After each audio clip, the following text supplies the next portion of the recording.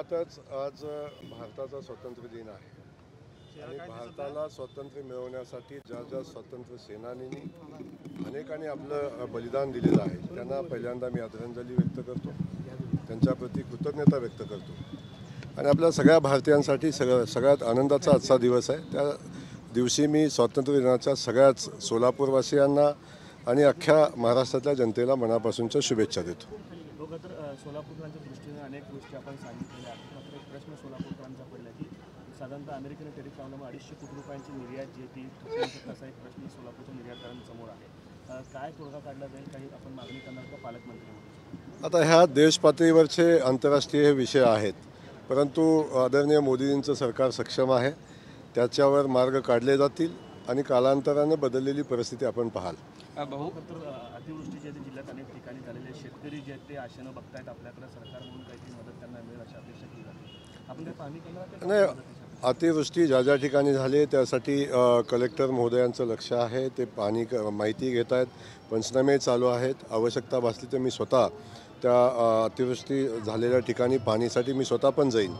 त्यामुळं शासन कायम शेतकरी बांधवांच्या पाठीशी आहे आणि याही प्रसंगामध्ये शासन शेतकऱ्यांच्या पाठीशी उभं राहील. हो, सोलापूर मुंबई विमान सेवेचा उडान योजनेअंतर्गत योजना लागू होणार आहे. कशा पद्धतीने किती दिवसात ती योजना लागू होऊ शकते आणि किती विमानसेवा कधीपर्यंत सुरू?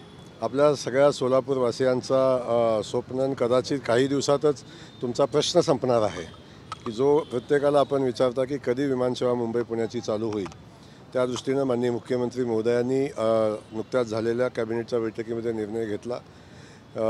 वायबिलिटी गॅप फंडिंगचा निर्णय आता झालेला आहे आणि पुण्या मुंबई किंवा आणखीन काही विमान उड्डाणं करण्यासाठी सोलापूरमधनं तयार होतील.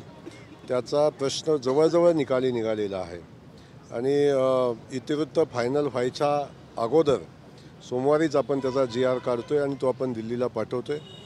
आदरणीय मुरली मनोहर जी आपले केंद्रीय उड्डाण राज्यमंत्री आहेत ते त्याच्यावर तातडीनं कारवाई करतायत आणि आपल्या सगळं व्यवस्थित घडलं तर जे आपल्याला अपेक्षित आहे त्या दिवशी ही उड्डाण सेवा चालू होईल. टेरिफमुळे जवळपास 250 कोटी रुपयांचा फटका जो आहे तो सोलापूरच्या वस्त्रोद्योगाला बसणार आहे.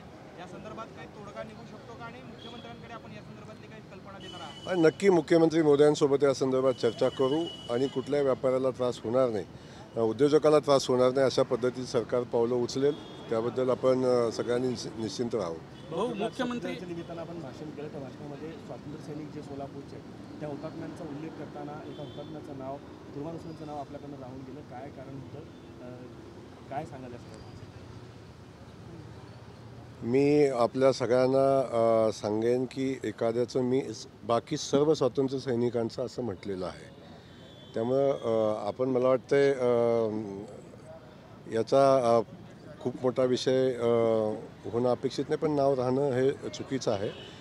या संदर्भात मी आपल्या सगळ्यांना माहिती आहे की यामध्ये नवीन आहे या जिल्ह्याच्या अनुषंगानं आणि जे मला शक्य होतं, जे मला माहिती होती सगळ्यांची नावं घेतली. पण ती नावं घेत असताना बाकी सगळ्याच हुतात्म्यांसाठी मी हुतात्म्यांना अभिवादनही केलेलं आहे आणि संवेदनाही त्यांच्याप्रती व्यक्त केलेल्या आहेत. मुख्यमंत्री रविवारी सोलापूरच्या दौऱ्यावर आहेत, नेमके काय सोलापुरात कार्यक्रम होणार आहेत, काय सांगा? नाही, सोलापुरात माननीय विजयरावजी देशमुख यांच्या प्रयत्नातनं जो हाऊसिंग प्रकल्प झालेला आहे त्या हाऊसिंग प्रकल्पाच्या घर प्रदान करण्याचा कार्यक्रम आहे. त्यासाठी माननीय मुख्यमंत्री महोदय येत आहेत. याच्यापेक्षा काही वेगळे खूप कार्यक्रम नाही आहेत. तिथून पुढे ते कोल्हापूरच्या हायकोर्टच्या खंडपीठाचं शुभारंभ करण्यासाठी ते कोल्हापूरला जाणार आहेत. राज ठाकरे असं मुंबईमध्ये फक्त 2च सेनांची ताकद आहे, तिसरा कुठला पक्ष जो आहे तो तिथे प्रभावी ठरणार नाही. कुठं ठाकरे गट आणि राज ठाकरे कुठं राज ठाकरेमध्ये मुंबईमध्ये आता मी याच्यावर अधिकचं बोलावं असं मला वाटत नाही, परंतु अख्ख्या महाराष्ट्राने जे बोलले त्यांचा प्रभाव पाहिलेला आहे. त्यामुळं याच्यापेक्षा मी काय सांगायचं आवश्यकता नाही. अपक्ष पण आमदार निवडून येतात, पण पक्षाचा एकही आमदार निवडून येत नाही. याच्यावरून आपण कुणाची किती ताकद आहे या संदर्भात आपण अनुमान आपण काढलं पाहिजे. दुसरीकडे इम्तियाज जलील असं म्हणतात की त्यांनी देवेंद्र फडणवीसांना आमंत्रण दिलेलं आहे की तुम्ही मटन बिर्याणी खाण्यासाठी यावं आज संभाजीनगरमध्ये.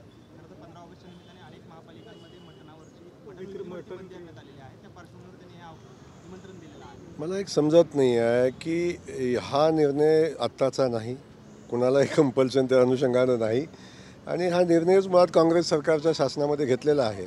त्या काँग्रेसवाल्यांना आपण विचारलं तर बरं होईल. आणि इम्तियाज जलीलला म्हणा त्या मुख्यमंत्री मोदयांना प्रश्न विचारायच्या अगोदर आपण तो सोनिया गांधींना विचारला पाहिजे, आपण राहुल गांधींना विचारला पाहिजे आणि त्यांच्याकडे आपण चौकशी केली पाहिजे, त्यांना बोलवलं पाहिजे. मला वाटतं देवेंद्र फडणवीस साहेब अशा निमंत्रणात स्वीकार करत नाहीत. उद्धव ठाकरे असं म्हणत आहेत की सरन्यायाधीशांनी त्यांनी विनंती केलेली आहे की लोकशाही जी आहे ती तिकडे कडकडते, शेवटचा घटका मोजते, तर तिकडे लक्ष द्यावं असं आवाहन त्यांनी केलेलं आहे. आता उद्धव ठाकरे खूप महान नेते आहेत. ते न्यायव्यवस्थेलाही सल्ला देऊ शकतात, न्यायव्यवस्थेलाही वरही बोलू शकतात. तो त्यांचा अधिकार आहे, तो त्यांनी व्यक्त केला असावा.